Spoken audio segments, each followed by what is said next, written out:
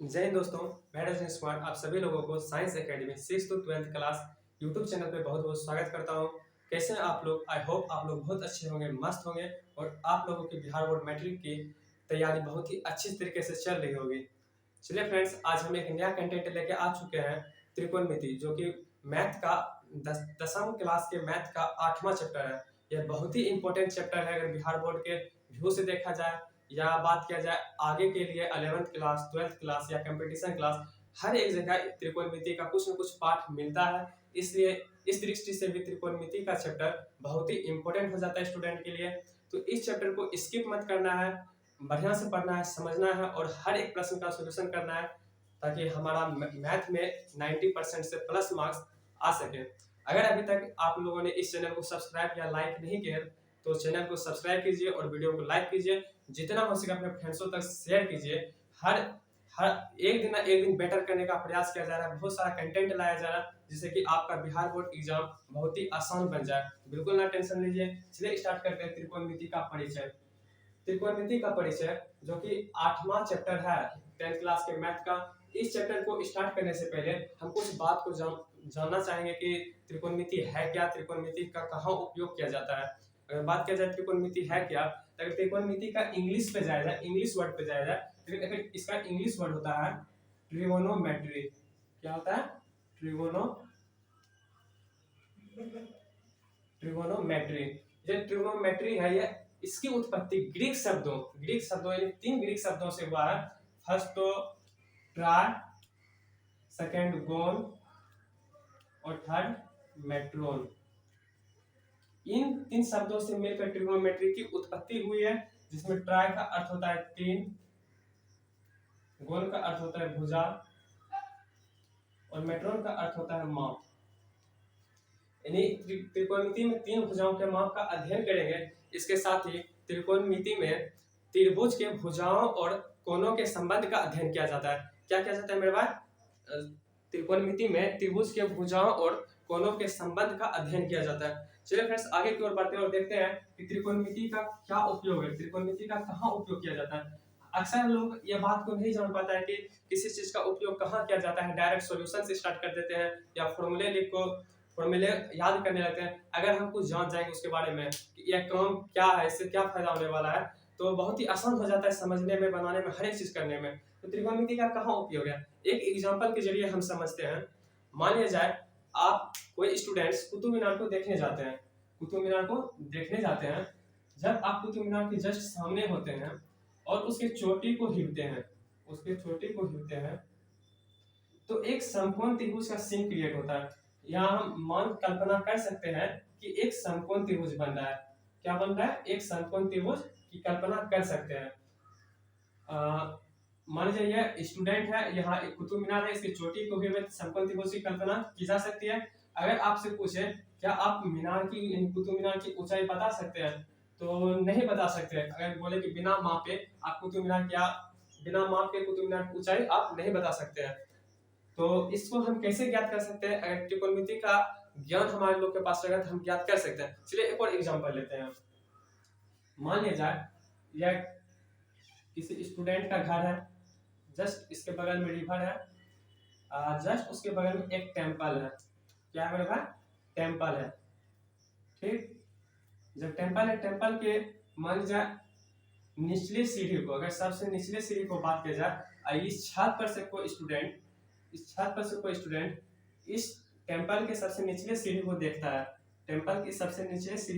है, तो यहाँ भी एक समकोण त्रिभुज की कल्पना की जा सकती है। अगर हमें ज्ञात हो छत की ऊंचाई, तो रिवर की ऊंचाई ज्ञात करने के लिए बोले तो हम नहीं ज्ञात कर सकते जब तक कि हमें त्रिकोणमिति के बारे में ना पता हो। तो इसी सब के जगह पे इसी सब को ऊंचाई दूरी ज्ञात करने के लिए त्रिकोणमिति का उपयोग किया जाता है। ठीक मेरे भाई, चलिए आगे की ओर बढ़ते हैं और देखते हैं त्रिकोणमिति के महत्वपूर्ण बिंदु त्रिकोणमिति में क्या क्या है। इस चैप्टर में हम मुख्य रूप से न्यून कोणों को पढ़ेंगे। ऐसा नहीं है कि न्यून कोणों से आगे नहीं होगा, वो भी होगा, लेकिन इस चैप्टर में मुख्य रूप से न्यून कोण के बारे में पढ़ेंगे। तो न्यून कोण के बारे में अक्सर को नहीं पता कि न्यून कोण क्या होता है, तो न्यून कोण को देखते हैं कि न्यून कोण क्या है, फिर उसके बाद आगे बढ़ते हैं। चलिए हम लिखते हैं न्यून कोण क्या है। न्यून कोण। न्यून कोण का है वह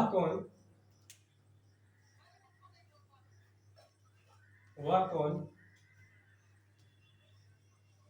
जिसका माप 0 डिग्री से अधिक हो लेकिन 90 डिग्री से कम हो, वह न्यून कोण होता है। 90 डिग्री से कम हो वह न्यून कोण कहलाता है। चलिए इस चैप्टर में हम सिर्फ न्यून कोण के बारे में पढ़ेंगे 0 डिग्री से 90 डिग्री के बीच में। ठीक, उसके बाद एक पॉइंट बनता है त्रिकोणमितीय अनुपात। बहुत बार सुनिएगा त्रिकोणमितीय अनुपात क्या है, त्रिकोणमितीय अनुपात क्या है। तो देख लीजिए मुख्य रूप से क्या इस त्रिकोणमिति के परिचय चैप्टर में ही हम सिर्फ समकोण त्रिभुज के बारे में अध्ययन करेंगे। समकोण त्रिभुज से ही रिलेटेड कोण भुजा सब चीज देखेंगे। तो त्रिकोणमितीय अनुपात क्या होता है? तो त्रिकोणमितीय अनुपात होता है किसी समकोण त्रिभुज के कुछ भुजाओं का अनुपात का संबंध उसके कोण के साथ जो संबंध होता है उसका अध्ययन ही त्रिकोणमितीय अनुपात कहलाता है। क्या होता है? किसी समकोण त्रिभुज के कुछ भुजाओं का अनुपात उसके कोण के साथ संबंध का अध्ययन होता है त्रिकोणमितीय अनुपात। चलिए उसको लिखते हैं त्रिकोणमितीय अनुपात क्या होता है। आप लोग भी नोट करते जाइए, वीडियो को बिना स्किप किए पूरा देखिएगा, बहुत ही मजा आएगा त्रिकोणमिति चैप्टर पढ़ने में। इसके बाद एक नया वीडियो लाएंगे जिसमें कि एक्सरसाइज का सॉल्यूशन करेंगे। हर एक क्वेश्चन पे देखेंगे, शॉर्ट हो या लॉन्ग हो या ऑब्जेक्टिव टाइप हो। ठीक, चलिए लिखते हैं त्रिकोणमितीय अनुपात। त्रिकोणमितीय अनुपात क्या होता है? त्रिकोणमितीय अनुपात। त्रिकोणमितीय अनुपात है किसी समकोण त्रिभुज के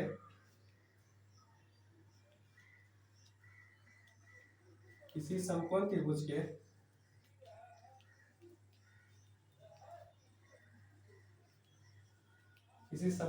के कुछ भुजाओं के अनुपात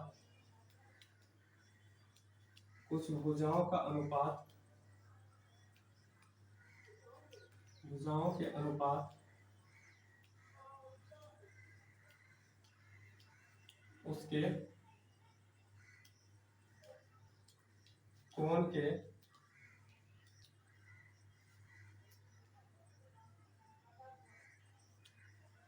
संबंध का अध्ययन है।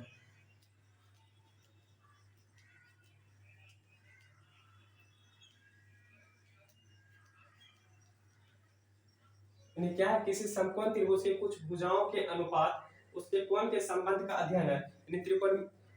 किसी समकोण त्रिभुज का जो भुजा होगा और उसका जो कोण होगा उस दोनों का संबंध का ही अध्ययन त्रिकोणमितीय अनुपात कहलाता है। ठीक मेरे फ्रेंड्स, चलिए आगे की ओर बढ़ते हैं और देखते हैं त्रिकोणमितीय में क्या है। चलिए समझेंगे कि कोण क्या है, उसका भुजा क्या है, त्रिकोणमितीय अनुपात क्या है। कुछ इंपॉर्टेंट फॉर्मूला को देखेंगे जिसको हम बेसिक फॉर्मूला कह सकते हैं, उसको देखते हैं। बिना वीडियो किसी पूरा देखिएगा। चलिए आगे की ओर बढ़ते हैं, देखते कुछ फॉर्मूला को देखेंगे, फॉर्मूला को भी कुछ देख लेंगे और त्रिकोणमितीय अनुपात को भी। एक फिगर ड्रॉ करते हैं, एक समकोण त्रिभुज का फिगर ड्रॉ करते हैं।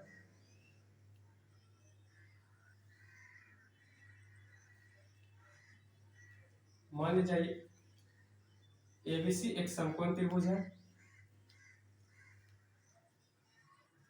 एबीसी एक समकोण त्रिभुज है जिसमें कोण ए, अगर बात किया जाए कोण ए है, इस कोण ए के लिए बीसी क्या होगा, एबी क्या होगा, एसी क्या होगा, हर एक बात को जानना है। तो इस समकोण त्रिभुज के लिए बीसी क्या होगा, इसके सापेक्ष सम्मुख है, तो इसको हम कह सकते हैं कोण ए का सम्मुख भुजा। कोण ए का सम्मुख भुजा बीसी क्या होगा, कोण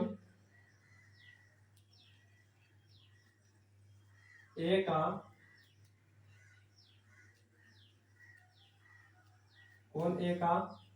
सम्मुख भुजा, कोण ए का सम्मुख भुजा। और एबी क्या होगा, इस कोण ए के लिए कोण ए का ही एक भाग है एबी, इसलिए इसे कहा जाता है कोण ए का संलग्न भुजा। कोण ए का संलग्न कोण ए का संलग्न भुजा, जबकि एसी को कर्ण कहा जाता है। एसी को क्या कहा जाता है? कर्ण। देखिए जरूरी नहीं है कि कोण यहाँ भी हो सकता है, ध्यान रखिएगा। सिर्फ हम बात करें कोण ए के लिए, कोण ए बीसी क्या है? कोण ए का समभुजा, और कोण ए के लिए ए बी भुजा क्या है? कोण ए का संलग्न भुजा। इसी को इंग्लिश में कहा जाता है परपेंडिकुलर कहते हैं, और उसका हिंदी में लंब कहते हैं। क्या कहते हैं? लंब। इसी का दूसरा नाम लंब कहते हैं, हम लोग लंब नाम से जानते हैं। लंब। और इसको आधार नाम से जानते हैं।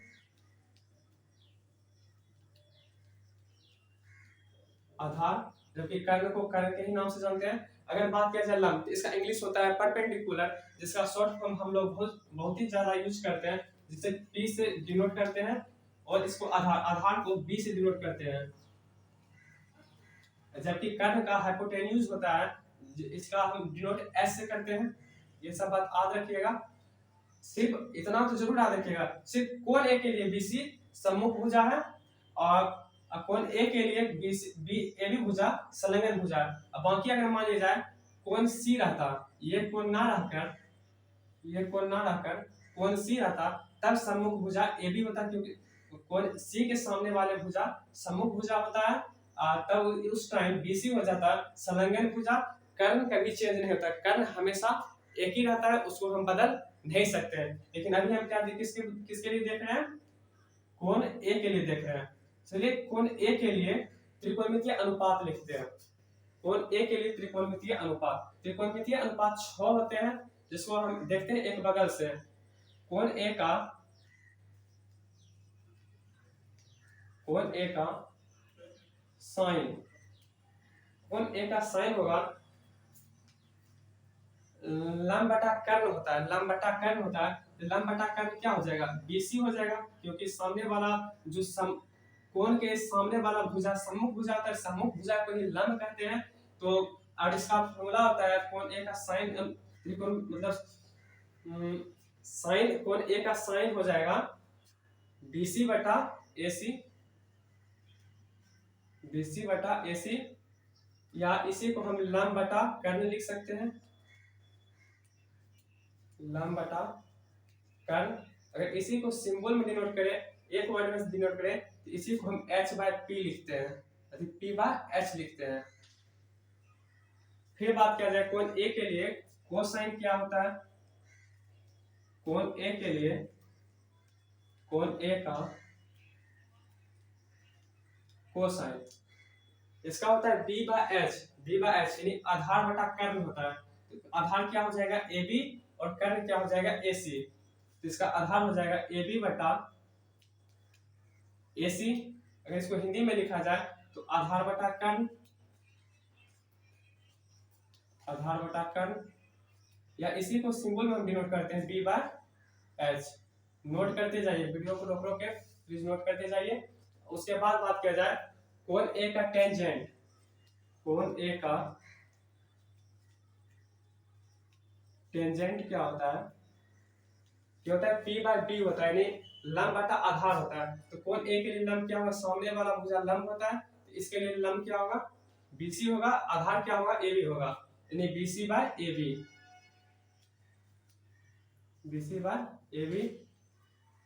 लंब बटा आधार। अगर इसको शॉर्ट फॉर्म में लिखे तो P/B लिखते हैं। फिर आगे देखा जाए कोसेक एंट देखा जाए, कोण ए का कोसेक एंट। अभी देखिए आप लोग को लग रहा है क्या लिखा है? साइन की जगह E लिख रहा है, कोस की जगह पे फिर आगे नहीं लिख रहा है। ये सब इसका विस्तार रूप है। इसका शॉर्ट फॉर्म होता है साइन, इसका कोस, इसका टेन, इसका कोसेक, फिर सेक होता है, फिर टेन होता है। लेकिन अभी फुल फॉर्म लिख रहे हैं, फिर उसका शॉर्ट लिखेंगे। कोसेक एंट क्या हो जाएगा? इसका उल्टा होता है, साइन का अपोजिट होता है। इसको हम लिख सकते हैं 1 बटा साइन, यानी उल्टा होता है इसका। तो अगर अपोजिट कर देंगे इसका क्या हो जाएगा? AC बटा BC हो जाएगा। AC बटा BC क्या हो जाएगा? कर्ण बटा लंब हो जाएगा। फिर इसको उल्टा करेंगे, कर्ण बटा लंब हो जाएगा, या इसको लिख सकते हैं H/P। फिर आगे एक त्रिकोणमितीय अनुपात होता है कोण ए का सेकेंड, कोण ए का सेकेंड क्या हो जाएगा, ये कोस का उल्टा होता है। याद रखिएगा ऐसा फॉर्मूला है कि कोसेक का उल्टा क्या होता है, 1/sin होता है, और फिर सेकेंड का उल्टा क्या होता है, तो cos 1/cos हो जाएगा, 1/cosine, 1/cosine क्या हो जाएगा, कोसाइन में क्या था, ए बी बटा ए सी, तीसरा हो जाएगा ए सी बटा ए बी हो जाएगा, ए सी बटा ए बी। ए सी कितना है इसका, मतलब ए सी है कर्ण आधार बटा कर्ण, इसका हो जाएगा एच बटा बी हो जाएगा, शॉर्ट फॉर्म लिखते हैं एच बटा बी।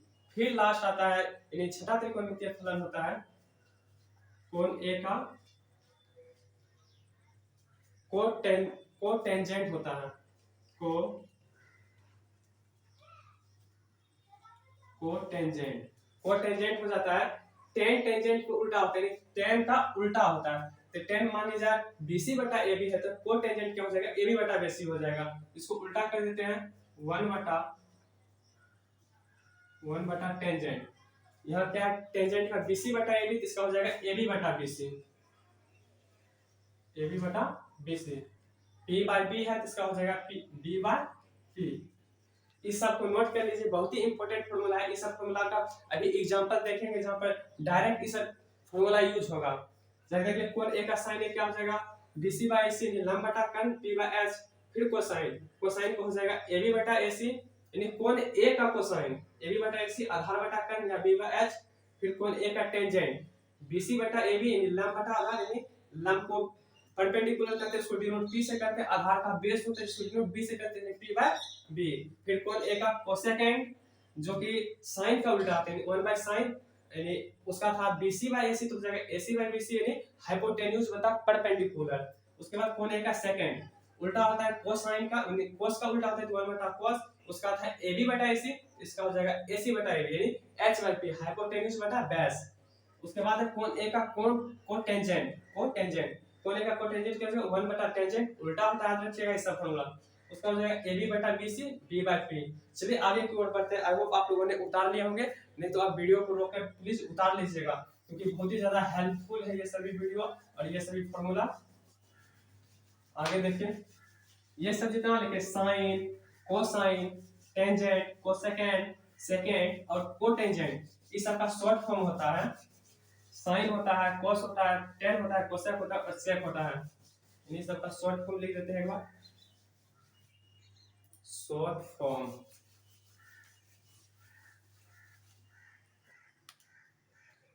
साइन का क्या हो जाता है, साइन होता है, कोसाइन का शॉर्ट फॉर्म कोस होता है, टेंजेंट का शॉर्ट फॉर्म टेन होता है, कोसेक एंड का शॉर्ट फॉर्म कोसेक होता है, सेकेंड का शॉर्ट फॉर्म सेक होता है, कोटेंजेंट का शॉर्ट फॉर्म कोट होता है। ये सब को याद रखिएगा, त्रिकोणमितीय फलन है जिसकी संख्या 6 होती है। चलिए आगे की ओर बढ़ते हैं। देखते हैं, अगर मान लीजिए यहीं पर अगर बात की जाए आपसे, मान लीजिए समकोण त्रिभुज एबीसी है, यह उस टाइम कोण ए था, तो इसके लिए सम्मुख कोण क्या था, यानी परपेंडिकुलर कोण था बीसी था। लेकिन जब कोण ए ना हो, इसके लिए कोण ए के लिए पी ए था, अब बेस क्या था बी, फिर कर्ण तो कभी चेंज ही नहीं होता है जिसको हाइपोटेन्यूज कहते हैं एच। लेकिन जब बात किया जाए कोण सी के लिए, कोण सी के लिए फिर भुजा बदल जाएगी, भुजा का नाम बदल जाएगा, भुजा का नाम बदल जाएगा। तब सम्मुख कोण क्या होगा, हम सम्मुख कोण किसको डिसाइड करेंगे, यानी लब किसको डिसाइड करेंगे, कोण सी के जो जस्ट सामने हो, कोण सी के जस्ट जो सामने हो, कोण सी के जस्ट सामने कौन है ए बी, तो इसको हम डिसाइड करेंगे लंब। लंब किसको डिसाइड करेंगे, कोण के सामने जो भी भुजा हो उसको लंब यानी सम्मुख भुजा डिसाइड करेंगे। ये हो जाएगा परपेंडिकुलर, फिर कर्ण कभी चेंज नहीं होता है, कर्ण फिक्स होता है, जो सबसे लंबी भुजा तो उसे वही कर्ण होता है। एसी क्या हो जाएगा, कर्ण हो जाएगा, जो बचेगा डी यानी बेस होता है। चलिए बढ़िया से हम लोगों ने देख लिए इंट्रोडक्शन और कुछ त्रिकोणमितीय फलन, त्रिकोणमितीय अनुपात क्या होता है, न्यून कोण क्या होता है, त्रिकोणमिति क्या है, त्रिकोणमिति का उपयोग कहाँ है। चलिए आगे की ओर कुछ एग्जाम्पल को लेते हैं। एग्जाम्पल को हम लिखते हैं, कुछ एग्जाम्पल लेते हैं और एग्जाम्पल को सॉल्व करते देखते हैं।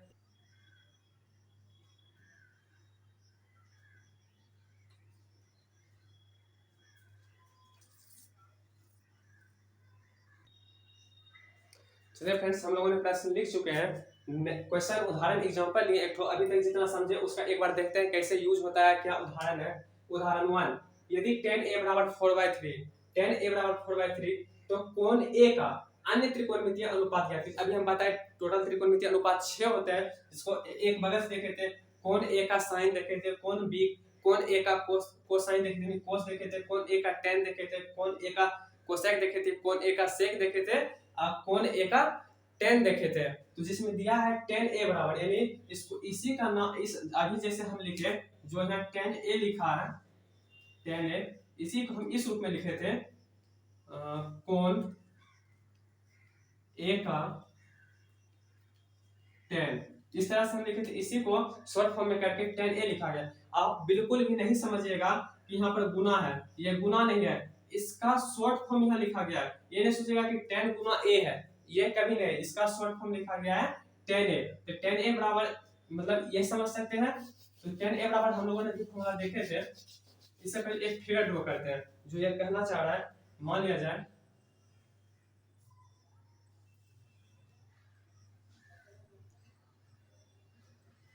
ए बी सी एक समकोण त्रिभुज है, एबीसी एक समकोण त्रिभुज है जिसमें tan a बराबर 4/3 दिया है। सॉल्यूशन करते हैं इसका। दिया है